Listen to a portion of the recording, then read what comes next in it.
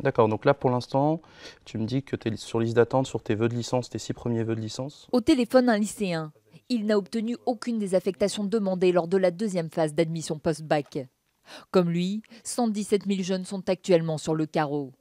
Tout bonnement refusés ou sur liste d'attente. On a des lycéens qui ne savent pas s'ils vont aller à un endroit, ce qu'ils doivent faire comme démarche administrative, quelle inscription ils doivent avoir, quel logement ils doivent chercher, est-ce qu'ils vont pouvoir se retrouver à plusieurs centaines de kilomètres de là où ils habitent. Mais comment autant de lycéens peuvent se retrouver sans filière?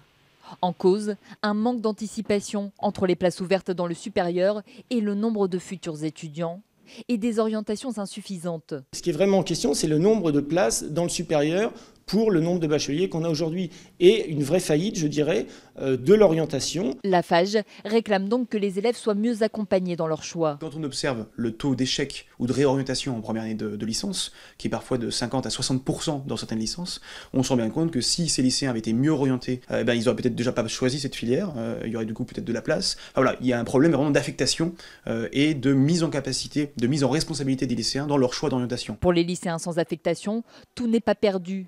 Un troisième tour d'admission aura lieu à partir du 14 juillet.